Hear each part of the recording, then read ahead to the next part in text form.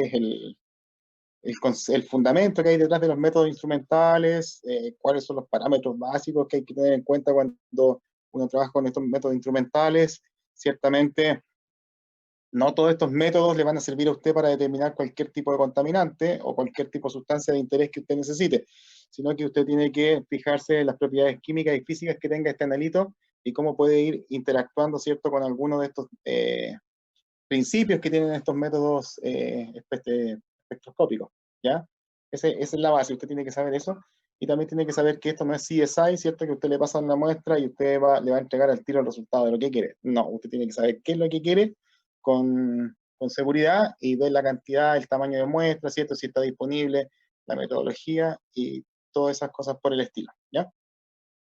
Entonces, cuando hablamos de los métodos instrumentales, también tenemos que hablar de otro parámetro importante que es la linealidad, ¿ya? La linealidad se conoce como la capacidad del método de producir resultados que son directamente proporcionales a la concentración del analito en la muestra. ¿Se acuerdan que yo les decía que estaba el límite de detección, que era la mínima cantidad que yo podía detectar, pero no podía cuantificar? Después pasábamos un poco más arriba, siempre el límite de detección es más bajo que el de cuantificación. Entonces, después pasábamos al límite de cuantificación, ¿cierto? Que es la mínima cantidad que puede ser cuantificada. Entonces, a partir de esto, en la curva calibrado, tengo límite de detección, tengo un gap, ¿cierto?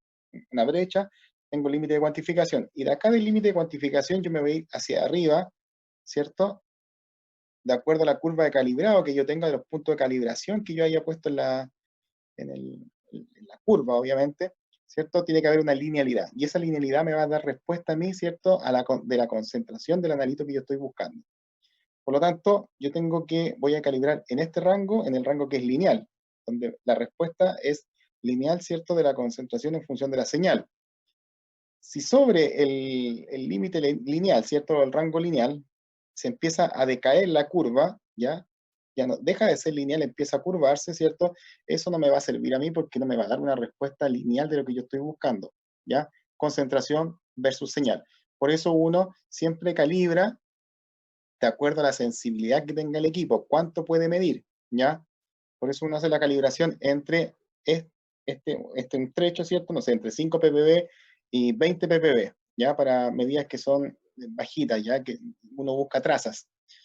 Si uno se pasa de 20 ppb, ¿cierto? Uno informa la medida directa del equipamiento, ¿cierto? Si la señal pasa al equipamiento, el equipamiento te transforma esta señal en una concentración, y esta concentración está fuera del rango lineal, yo no le creería, ¿ya? Porque no es la parte donde yo tengo linealidad de respuesta de lo que es la concentración con la señal. Entonces, ¿qué tengo que hacer yo? Ayer muy bien alguien me respondió, ¿cierto? Tengo que hacer una dilución, ¿cierto? Yo tengo que diluir esas muestras para que esté dentro de la curva de calibrado y así asegurar que el resultado que yo estoy entregando es lo correcto. Eso pasa cuando hablamos de cromatografía, cromatografía principalmente, ¿ya? Uno de los grandes problemas también cuando uno trabaja con espectroscopía de absorción atómica es que uno prepara también la curva de calibrado, ¿cierto? Y hace prepara las muestras, ¿ya? Prepara las muestras de un cierto volumen, pero uno más o menos estima o cree tener una concentración cuando está haciendo un monitoreo. Entonces, muchas veces cuando tú conectas, ¿cierto? El matraz de aforo o lo que tengas tú a mano, donde preparaste tu muestra, tú lo conectas, ¿cierto? A la manguerita que va a aspirar esta solución y se va a ir al sistema. Muchas veces está fuera de rango y también hay que preparar una nueva dilución para que el rango, para que esa concentración que tú estás midiendo en esa muestra entre en el rango de concentración que tú tienes calibrada tienes tu función de calibración, ¿ya? Entonces eso es importante conocer, que siempre se trabaje en ese rango lineal. Yo no puedo trabajar más arriba ni más abajo, ¿ya? Por eso en todos los artículos científicos siempre lo que se hace es reportar la linealidad que tiene un método que se está utilizando, ¿ya? Y obviamente también indicar el límite de detección y el límite de cuantificación. Dos cosas importantes. Cuando uno habla de límite de detección y cuantificación, uno tiene que tener claro que un límite de detección y un límite de cuantificación van a corresponder, ¿cierto?, al instrumento, a lo que te va a dar el equipamiento. Siempre esos valores van a ser mucho más bajos que cuando tú los comparas con el límite de detección o límite de cuantificación cuando trabajas en matriz, ¿ya? Son muy diferentes. Cuando tú haces la calibración instrumental, tú la estás haciendo con estándares puros, es decir, estás alicotando ¿cierto? Concentraciones conocidas de tu analito de interés en un volumen de agua milicu, ¿ya? Que es agua pura. Por lo tanto, cuando tú haces eso, tú no tienes interferentes en la medición. Por eso los límites de detección y cuantificación del equipo son más bajos, ¿ya? Pero cuando tú te metes a la muestra, ¿ya? Tú tienes que fortificar tu matriz, ¿ya? Con esa concentración y ahí medir qué valores de concentración te va a dar de respuesta el equipo, ¿ya? Siempre son más altos, ¿ya? No sé, puede ser el doble o el triple o 4 veces ese valor de lo que tú tienes en límite de detección y después también lo mismo con el límite de cuantificación, te sube mucho, ¿ya? Pero te sube por eso, porque tú estás agregando interferentes al sistema, ¿ya? Que es la matriz propia donde tú estás fortificando, ¿cierto? Cuando uno fortifica que está alicuotando el analito de interés sobre una muestra, por lo tanto, ya no es agua, que es más pura, ¿cierto? Que está libre de interferentes, entre comillas, el agua milicu, sino que ya te estás metiendo a la matriz, ya sea un vegetal, sea otro tipo de alimento, sea suelo, lo que sea, orina, cualquier cosa, tú ya le estás agregando una componente más que es el efecto de la matriz. Y por eso el límite de detección del instrumento es diferente al límite de detección del método, ¿ya? Y obviamente estos límites de detección y límites de cuantificación van a ir variando dependiendo sea el tipo de matriz. Mientras más compleja sea la matriz, más probable va a ser de que el límite de detección y cuantificación sea un poco más alto, ¿ya? Pero todo va en cómo, en las capacidades que uno tenga de laboratorio, ¿cierto? Para poder generar un buen método de clean-up, de limpieza de la matriz de la muestra. Si tú puedes generar un buen método de limpieza, ¿cierto? Y obtienes buenas recuperaciones. Me refiero cuando hablamos de recuperaciones, cuando fortificamos, ¿cierto? Agregamos una concentración conocida del analito de interés en la matriz pura, ¿ya? Por ejemplo, quiero medir el perclorato en acelga, ¿ya? Yo hago el mismo método de extracción, coloco los 0,25 gramos con el que empiezo, pero yo las voy a fortificar, ¿ya? Las fortifico con una concentración conocida. Entonces, todo ese analito que yo agregué al comienzo va a pasar por todo el proceso de extracción, hasta finalmente quedar en el volumen que va a ser inyectado al cromatógrafo, ¿ya? ¿Qué me indica eso? Me va a indicar que si yo obtengo un porcentaje de recuperación, hay unos valores que están tabulados por la OAC, ¿ya? Que te indican si los porcentajes de recuperación son correctos para poder validar un método instrumental. Entonces, si el nivel de concentración satisface los requerimientos de la AOAC, ¿ya? En porcentaje debe ser entre un 89, 85, no sé, un 100%, ¿ya? En la recuperación del analito, quiere decir que tu método de extracción es el correcto, ¿ya? Si tú estás bajo estos niveles de recuperación del analito en tu muestra, en tu matriz, quiere decir que tienes una falla en el procedimiento. Parte de tu analito se te está quedando en alguno de los pasos previos de extracción de la muestra, ¿ya? Por eso es importante hacer esa diferenciación, ¿ya? Porque, claro, cuando uno se mete a este tema de la química analítica, te dicen límite de detección, cuantificación, cuando uno no entiende mucho el tema, cuando yo estaba en pregrado, entonces te hablan de eso, y tú decís, ah, ya, bueno, está bien, pues no sé, pues mídelo nomás, pues así como sí es ahí, como les digo yo. Entonces, después cuando uno ya se mete en el tema, ya conoce, ya lo ha hecho, ha rabiado con la cuestión, entonces uno ya entiende, ciertamente, que hay muchos factores que van a afectar el proceso de extracción de la muestra, ¿ya? Y que los límites de detección van a ir variando de matriz en matriz, ¿ya? Porque no es lo mismo trabajar con una matriz de agua que trabajar con una matriz vegetal. La matriz vegetal tiene pigmentos, por lo tanto hay que pasarlo por un cartucho que te retenga los pigmentos, o bien hay cartuchos que te retienen el analito que tú quieres de interés, se eluyen todos los contaminantes y después tú vuelves a lavar la columna con otra solución y ahí se eluye el analito que tú quieres y finalmente lo puedes llevar a tu etapa cromatográfica. Entonces son varias cosas que hay que tener en cuenta, pero lo más importante es que usted sepa que los límites de detección y cuantificación entre el método, entre el instrumental y el del método siempre van a ser diferentes y el del método va a ser siempre un poco más alto, producto de los interferentes con los cuales estamos trabajando en una matriz, ¿ya? Y también que la linealidad va a responder, ¿cierto?, a la señal, la respuesta que tiene la señal versus la concentración. Si esta es lineal, yo puedo cuantificar en ese rango lineal, ¿ya? Fuera de ese rango lineal, en la parte superior y en la parte inferior, no me puedo asegurar, ¿cierto?, de que los resultados que yo voy a entregar van a ser los correctos.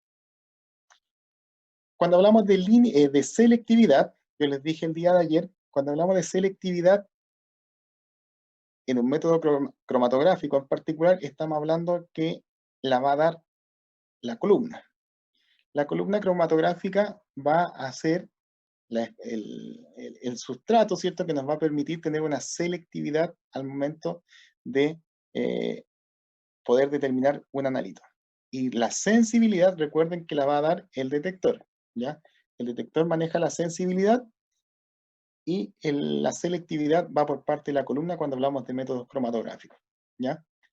Y la selectividad se define como el grado de ausencia de interferencias debidas a otras especies contenidas en la matriz de una muestra, ¿ya? El grado de ausencia de interferencias debidas a otras especies contenidas en la matriz de la muestra. Es decir, que no tengo estas interferencias, por lo tanto la selectividad va a estar asociada a eso. Dice, consideremos una muestra que contiene un analito A y dos potenciales interferentes B y C. Lo que yo quiero cuantificar es el analito A y los interferentes van a ser el B y C. Entonces, acá nos muestran, ¿cierto?, que la selectividad va a ser una función del analito A, el analito B, el analito C, más la señal del blanco, ¿ya? El promedio de la señal del blanco. Entonces uno puede actuar de esta forma, ¿cierto? Y podemos definir un coeficiente de selectividad para la especie A con respecto a la especie B. A, el analito de interés, B, la especie que está actuando como interferente. Entonces uno establece este coeficiente, ¿cierto? Lo hace en función del interferente B versus el analito de interés que es la A. También se puede hacer en función, ¿cierto?, de lo que es el analito A versus el interferente C. Se hace la proporción, ¿cierto? Y luego se llega a esto de acá, y finalmente uno puede resolverlo y obtener la selectividad. Ya la próxima semana voy a traer ejercicios para que podamos ir trabajando con el tema de cómo ir viendo estos grados de selectividad que uno tiene cuando va ocupando un método instrumental. ¿Ya? Otro fenómeno u otro término que también se ocupa mucho cuando uno trabaja validando métodos instrumentales, ¿ya? Métodos analíticos, se llama la robustez. Te preguntan, ¿qué tan robusto es tu método? ¿Ya? Entonces la robustez se define como la capacidad del método para no ser afectado por pequeños cambios deliberados en sus parámetros y provee una indicación de su confiabilidad durante su uso normal. Por eso se pregunta, ¿qué tan robusto es tu método? ¿Ya? ¿Es susceptible a algún tipo de interferencia? Entonces tú con todos los parámetros instrumentales y del método obviamente, que tú vas a ir generando, tú puedes dar cuenta de que tu método es robusto, ¿ya? A eso se refiere, que permanece inalterable, ¿cierto?, cuando tú vas agregando pequeñas modificaciones en el sistema. Esos son los conceptos más que nada que uno utiliza en química analítica, ¿ya? Cuando hablamos de lo que les decía yo, cuando uno habla de la calibración de los métodos instrumentales, ¿cierto? El más clásico de la calibración de los métodos instrumentales es cuando nosotros trabajamos con la curva de calibrado o la curva de calibración, ¿ya? Usted lo puede encontrar con esas dos formas, ¿cierto?, en literatura. Dice, se requieren varios estándares de concentración conocidos del analito de interés. Es decir, usted tiene que preparar por diluciones sucesivas, ¿cierto?, distintos tipos de concentraciones, ¿ya?, en un rango que usted estime pertinente, donde usted quiera cuantificar, ¿cierto?, del analito de interés. Esto se hace, ¿cierto?, fortificando con el analito de interés en una muestra acuosa. Por lo tanto, cuando usted fortifica, ¿cierto?, va generando distintos tipos de concentraciones. Entonces, lo que usted espera, ¿qué esperaría usted? Usted va a esperar que cuando usted analice, ¿cierto?, se haga el análisis de estas concentraciones, de estas soluciones, es que usted observe una linealidad entre ellas, ¿ya? Lógicamente va a haber una linealidad hasta cierto punto y luego la linealidad se va a caer. Por lo tanto, usted, en función de ello, va a poder obtener, ¿cierto?, su rango lineal en el cual usted puede trabajar con la función de calibración, ¿ya? Obviamente, lo que lo que yo trabajo en forma particular es utilizando el análisis de los residuales, ¿cierto? Que es la curva de calibrado más, son 10 puntos la curva de calibrado más el blanco, ¿cierto? Se hace un análisis estadístico a partir del análisis de datos del Excel, y uno puede finalmente llegar a obtener todos los parámetros que necesita para poder estimar cuál es el límite de detección, cuál es el límite de cuantificación, ¿cierto? Y algunos parámetros también estadísticos de interés, ¿ya? Si la distribución de los datos sigue una forma de homocelasticidad o heterocelasticidad, ¿cierto? En forma de trompeta o no. Ahí son varios parámetros que uno tiene que ir evaluando al momento de hacer la función de calibración. Pero lo esencial, ¿cierto?, es preparar los estándares de calibración, ¿cierto?, en forma creciente.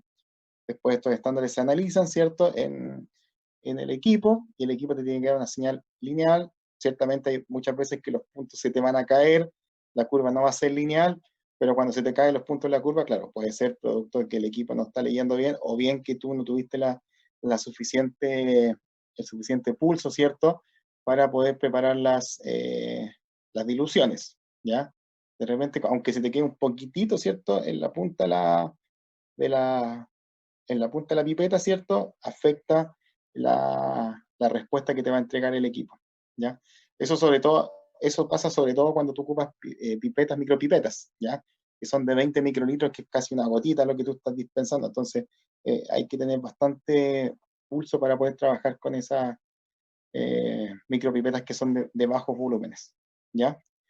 Dice, se requiere de un blanco que contenga los componentes de la muestra original, excepto el analito. En este caso, cuando se hace el instrumental, es solamente agua, ¿cierto? Se va a hacer el blanco, pero cuando lo hacemos instrumental, hay que hacerlo con la pura matriz sin que tenga el analito de interés. Porque puede ser que lo que tú estás buscando, ¿cierto?, que lo que tú buscas cuantificar, ya venga incorporado, ¿cierto?, en la matriz, que es lo que muchas veces me ha pasado a mí, porque cuando yo trabajo con estas especies vegetales, estas absorben perclorato de forma natural, ¿ya?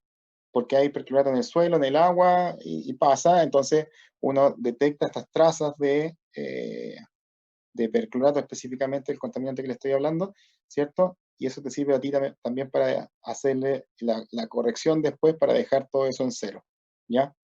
Porque obviamente te va a aumentar la concentración, ¿cierto? Tú vas a tener una concentración que tú fortificaste en tus soluciones, pero también vas a tener un delta que le va a estar agregando la misma matriz. Por lo tanto, tiene que haber un factor de corrección para poder ir limpiando, ¿cierto?, todo el sistema y dejarlo en función de lo que yo estoy midiendo, ¿ya?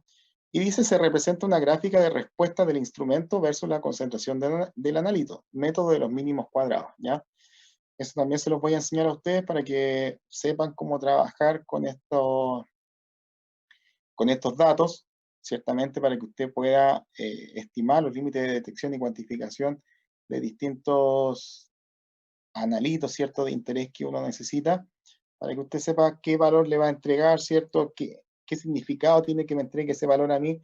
Es como cuando, bueno, yo también trabajo con gente de agronomía. Entonces cuando tú vas al campo, tú te das cuenta que te piden hacer un análisis de suelo, tú le entregas el valor y ellos no tienen idea qué significa el valor, pues no saben cómo interpretarlo. Por lo tanto, la entrega de estos datos no solamente significa de que yo le voy a estar entregando un dato a usted, sino que usted tiene que ser capaz que ese dato que yo le estoy entregando, usted me lo tenga que interpretar a mí, ¿ya?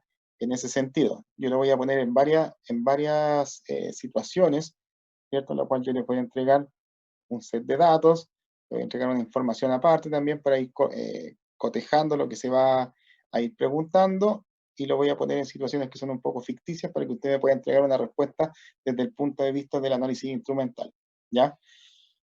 Pensando en esto, ¿cierto? Cómo se hacen las curvas de calibrado y todo lo demás. Porque yo como cliente le puedo decir, bueno, yo no le creo, pues. Cuando yo le entregue los datos y usted los manipula, y le digo, no, no le creo, explíqueme, ¿por qué? Y le digo, acá tengo un experto que va a estar escuchando todo lo que usted diga, y usted va a tener que defender sus datos, ¿ya? Por eso es importante ir entendiendo cada una de estas informaciones que van apareciendo, ¿ya? Porque cada una va de la mano para poder dar cuenta de un resultado final. La otra función de calibración que también se utiliza es la adición estándar, ¿ya?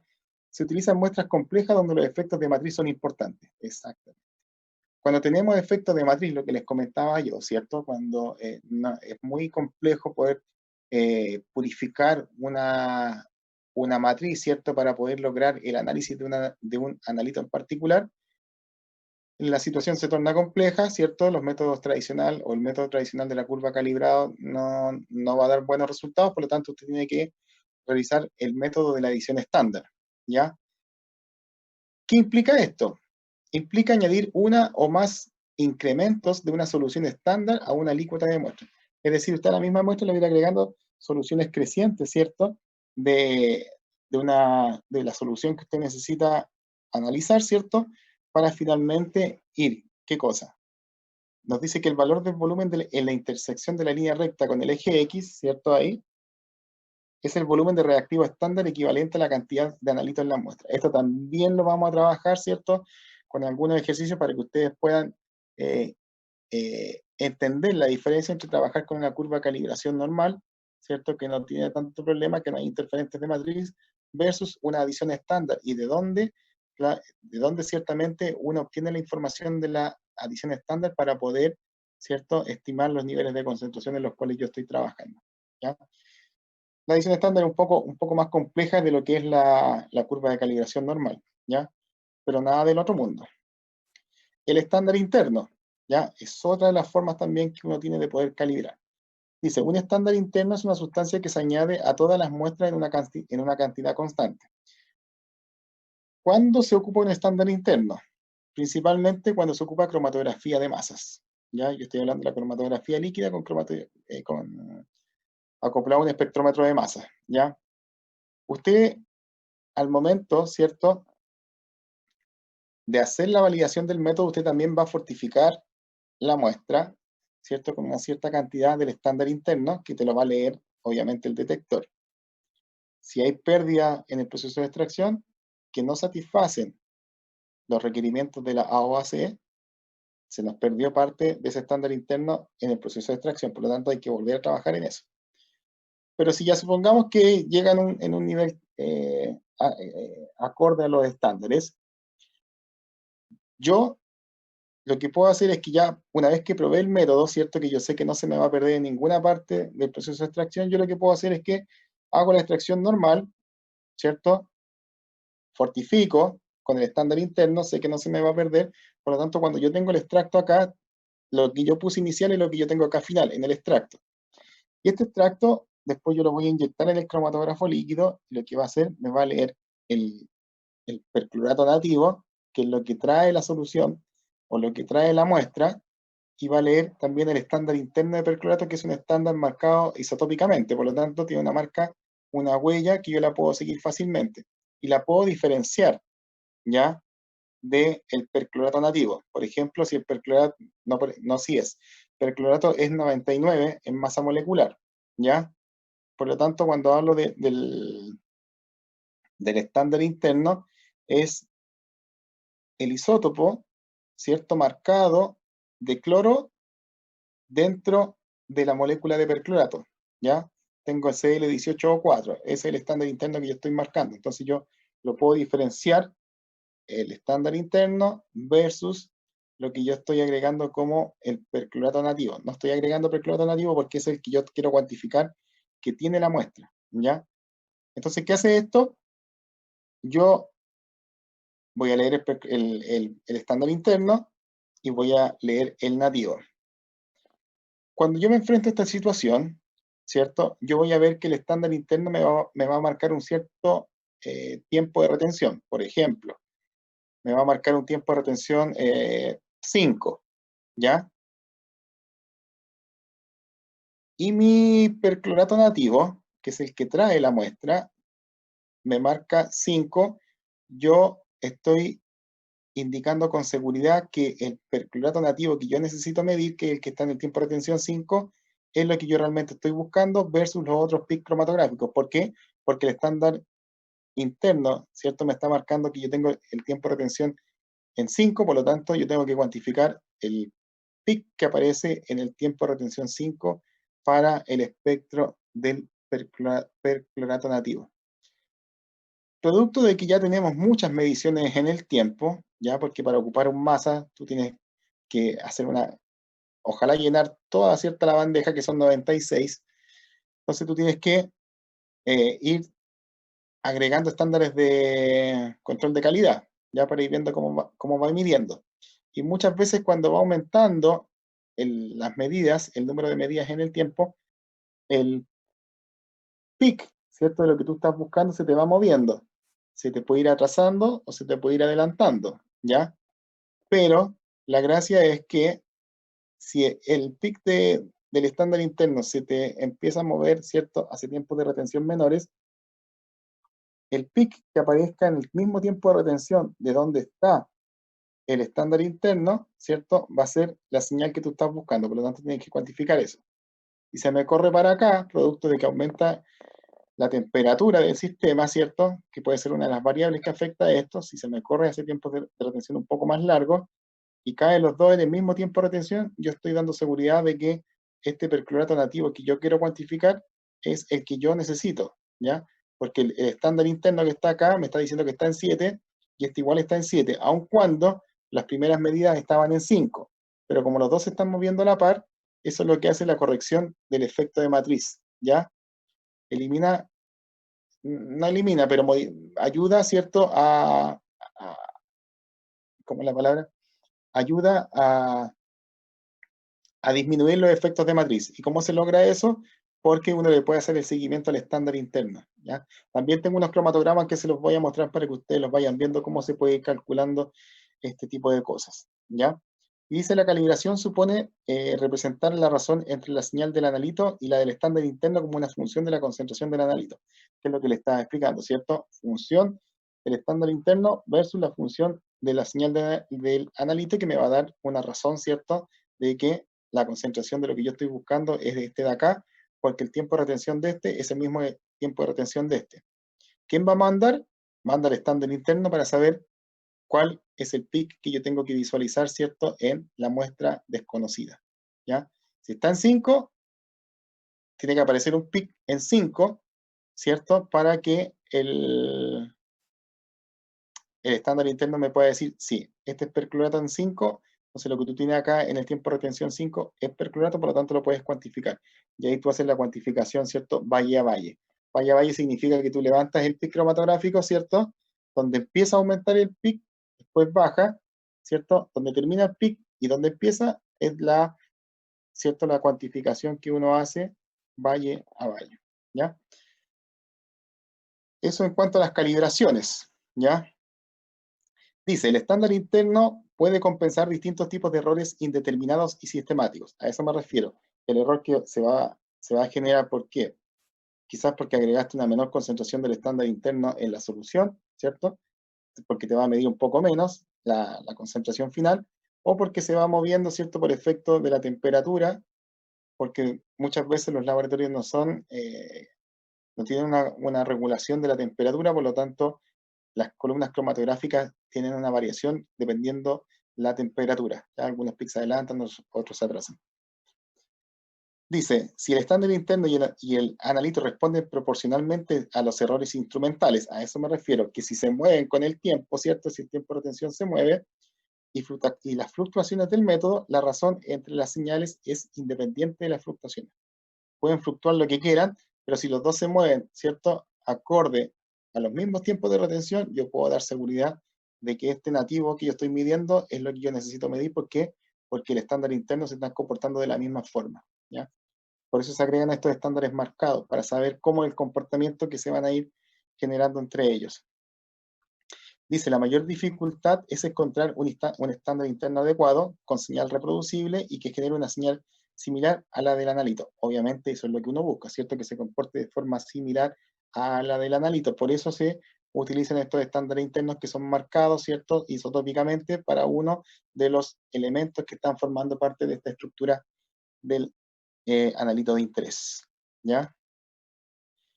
¿Cuáles son otras características que uno debe considerar para la elección de un método? Recuerden que estamos hablando de cómo poder elegir un método, ¿ya? De todo el espectro de métodos instrumentales que tenemos, ¿cierto?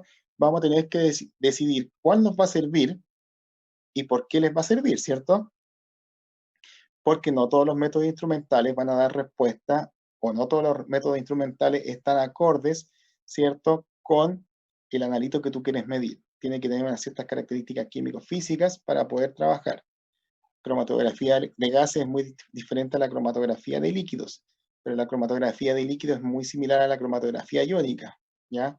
Hay pequeñas sutilezas que hay que ir manejando a medida que vayamos avanzando en el tiempo y vayamos también viendo esto de las diferenciaciones, ¿cierto?, entre los métodos instrumentales, ¿ya? Porque están los métodos ópticos de separación y electroquímicos. Entonces, la velocidad, ¿cierto? Yo no saco nada con, vuelvo a hablar de la cromatografía líquido, ¿ya? Yo no saco nada con tener un método instrumental que me responda muy bien, pero que el tiempo de corrida de entre muestras sea de 30 minutos, ¿ya? Porque si yo quiero sacar un analito, ¿cierto? Un solo analito, y el tiempo de corrida es de 30 minutos por muestra, no me va a servir si yo lo quiero implementar como un análisis de rutina.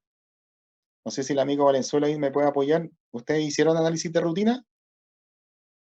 ¿A qué se refiere con eso?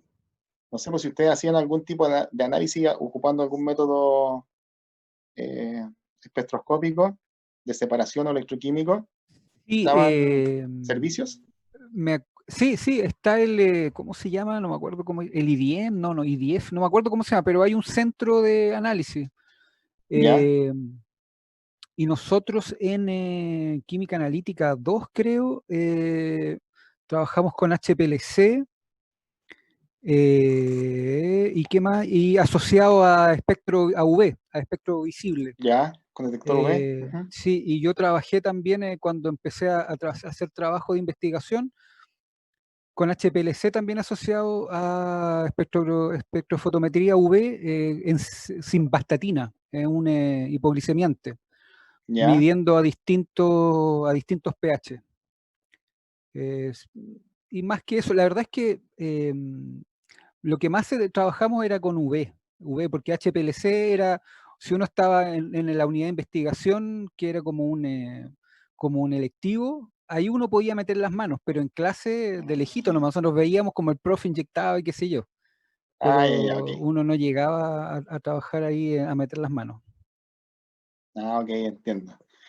Muy bien, amigo Valenzuela. Yo pensé que habían estado ahí trabajando con esto, ¿cierto? Preparando los estándares de calibración, metiendo las modificaciones en el método, ¿cierto? Para afinar el método instrumental y el método para analizar algún tipo de sustancia en particular. Y ya la pregunta era si es que tú habías visto en tu experiencia laboral o de universidad los tiempos de retención, porque yo decía que si quieres prestar un servicio como una entidad privada o pública, para medir un solo analito en un tiempo de retención que sean 20 o 30 minutos no es viable para ninguna empresa, ¿cierto? Por lo tanto, tú tienes algunas herramientas para poder jugar con eso y reducir los tiempos de retención, ¿cierto? Aumentar la fuerza iónica del medio para que salga más rápido. Ya puede ser una de las cosas. Pero a lo que iba yo es que estos tiempos de retención muy largos entre muestra y muestra no sirven, ¿ya? Para una empresa que quiera prestar servicio, ¿ya? Porque generalmente lo que hacen las empresas es acortar los tiempos de retención, ojalá sacarlo en 10 minutos, con suerte, ¿cierto? Para que eso me dé un tiempo de respuesta mayor en el volumen de muestras que yo necesito analizar para poder generar un retorno económico interesante a la empresa. ¿Mm? Por eso es lo que se pide. Gracias, amigo Valenzuela. ¿Ya? Facilidad y comodidad. Facilidad más que nada para el procesamiento de las muestras, el manejo del equipo, ¿cierto? Que sea amigable el software, porque muchos cromatógrafos o equipos X, ¿cierto? Tienen distintos software. Entonces, tienes que saber manejar bien cada uno de los software que aparecen ahí para poder generar los métodos instrumentales para poder analizar tus componentes, ¿ya? Hay algunos sistemas que son más complejos, como el Empower, ¿ya? Que se ocupa mucho en cromatografía líquida, que también es bastante, un poco más complejo que el Clarity, que están otros sistemas de cromatografía líquida o iónica, que son más amigables, ¿ya? Pero el Empower es uno de los más complicados, y después está el otro, el Analyst, que se ocupa en los espectrómetros de masa, ¿cierto? Para hacer todo el análisis que uno requiere. habilidad del operador, ¿cierto? Obviamente tiene que haber un operador, ¿cierto? Un especialista que conozca el equipamiento, que lo conozca como la palma de su mano, ¿ya? Que sienta que si algún ruido extraño aparece en el equipo, él pueda detectar cuál es la falla y también tenga la experticia, ¿cierto? Para poder desarmar este equipamiento y poder dejarlo en forma operativa. Por ejemplo, mi señora trabaja con la parte de química analítica, análisis instrumental en la Ceremi, y ella, cualquier ruido extraño que le escucha al cromatógrafo, viene, lo pesca, lo desarma, lo sonica y toda la cuestión, y le limpia las válvulas y lo deja andando así de las mil maravillas. Pero yo le escucho un ruido y le digo, oye, está mal, está un poco generando problemas al equipo. Y yo no soy capaz de meterle mano al equipamiento porque soy medio tonto con los dedos, entonces o se me olvida una pieza o lo hago mal. Entonces le digo a ella y ella se encarga de desarmar el equipamiento y lo deja muy bien. Entonces, por eso todo va en la habilidad que tenga el operador, que lo conozca, que sea parte, sean un equipo nomás, el equipo con el operador. El costo y la disponibilidad del equipo, obviamente los costos para adquirir un equipamiento mayor son carísimos, 250 millones, 300, un cromatógrafo líquido con detector de masa de triple cuadrupolo, ¿cierto? Los otros equipamientos de absorción atómica varían entre los 20 y 30 millones, son más baratos, son menos complejos, ¿cierto? No se necesita tanta capacidad. Un cromatógrafo gaseoso con acoplado a masa también 90 millones, un ICP masa 160, 170 millones, entonces hay que ir viendo. Y hay que ir viendo eso, ¿cierto? Los costos que tiene el equipo y también cómo se van a ir pagando, pensando siempre en el sector privado, ¿ya? Y eso mismo va a dar cuenta también de los costos que uno va a cobrar por muestra, ¿ya? Obviamente si una muestra, si un analito que tú necesitas determinar en una matriz, el proceso de extracción, ¿cierto? De tratamiento de muestra y después de análisis es muy laborioso, tú lo que tienes que hacer es cobrar bastante caro para poder, ¿cierto? Ir compensando eh, ese tiempo, ¿cierto? Versus lo que tú estás entregando como resultado final.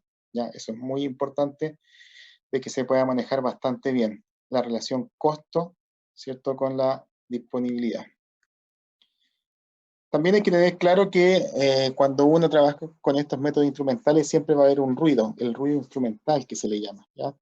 Y hay distintas categorizaciones de los ruidos, ¿ya? Finalmente, cuando uno hace todo esto de los límites de detección, cuantificación, es ver la proporción entre la señal y el ruido, ¿cierto? Mientras más señal y menos ruido, más sensible el equipamiento. Por lo tanto, tenemos el ruido químico, ¿cierto? Que se puede deber a fluctuaciones dentro del equipamiento, producto de que la muestra contiene humedad, ¿ya? Se pueden formar estratos, ¿cierto? En un sólido o polvo, se pueden ir agrupando, ¿cierto? Aglomerando, que también puede interferir finalmente en un análisis espectroscópico, ¿ya? O de separaciones analíticas. Cambio en la intensidad de la luz que afectan sustancias fotosensibles, ¿ya? Hay que recordar que también hay muchas sustancias que son fotosensibles. ¿Cuál es una sustancia fotosensible que ustedes conozcan? Que te mancha las manos, bueno, te mancha donde te toque, ¿Mm? Que incolora y después si tú la dejas a la luz, cambia de color.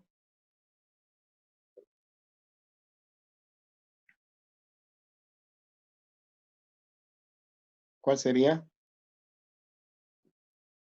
El nitrato de plata, ¿cierto? Siempre hay que preparar las soluciones de nitrato de plata en un frasco ámbar, porque si tú los dejas en un frasco normales de estos, ¿cierto? Transparente, lo que va a pasar es que el nitrato de plata se te va a ir cambiando de tonalidad porque es fotosensible. Y cuando te cae en la mano, te deja una mancha café que dura un par de días en que se desaparezca, ¿ya? Y también el ruido químico se puede deber a cambios de presión o temperatura que afectan el equilibrio. Obviamente, ¿cierto? Si hay una presión, como estos sistemas, estoy hablando de cromatógrafos líquidos, trabajan con válvulas, con pistones, ¿cierto? Cualquier fluctuación en la presión va a generar que esto tenga un funcionamiento diferente, lo que se va a traducir finalmente en un ruido químico, ¿ya? Después está el ruido instrumental, ¿ya? dice que se asocia a cada componente del instrumento. Puede estar en la fuente, en el transductor de entrada, en el transductor de salida. Cualquiera de las partes que estén formando el equipo, ¿cierto? Pueden ser una fuente de ruido instrumental, ¿ya? ¿De dónde puede venir? Del ruido térmico, ¿cierto? O también conocido de Johnson, el ruido de disparo o ruido de parpadeo. Esta es una cosa más relacionada con la parte electrónica, ¿ya? Que van relacionados con este tipo de forma de ruido que se va generando. Y eso sería todo por el día de hoy, ¿ya? Nuevamente agradecer a Saadi, me imagino que están todos almorzando. Agradecer a No, Saadi. ¿Ah? no, todavía no almuerzo yo. Ah, ya. Yo apliqué una comida china nomás rapidito por ahí. Así que eso, camaradas. Nos volvemos a ver el próximo jueves a las 11:45. Bueno, me quedo con Eileen y con Daniela para conversar el tema. Así que gracias por su tiempo. Yo voy a subir las dos presentaciones a la plataforma para que estén Profesor, para ustedes. Cristian, lo escucho. consulta va a tener como la misma metodología del semestre pasado, que cada cierto tiempo nos va a hacer una guía, así como unos controles. Exactamente. Sí, sí, sí. Ya. Por eso les Con digo que respecto... voy a enseñar a calibrar. Entonces, enseñar a calibrar ya. significa que yo les voy a entregar datos que ustedes van a tener que procesar, van a tener que interpretar y ese tipo de cosas. ¿Ya? Ya, perfecto. Uh-huh. ¿Algo Muchas más? gracias, profe. Chao, profesor. Chao, Sadi, que esté bien, cuídese, un Chao, profe, que abrazo. esté bien. Chao a todas y a Ya, profe, todos. cuídese. También, amigo Cristian, cuídese, un abrazo. Chao, Krishna, Javier, Andrea, que les quede rico el almuerzo. Use mascarilla, no se olvide. Chao, Javiera, Gustavo, Kevin. Nos vemos el próximo miércoles y me quedo con Aileen y con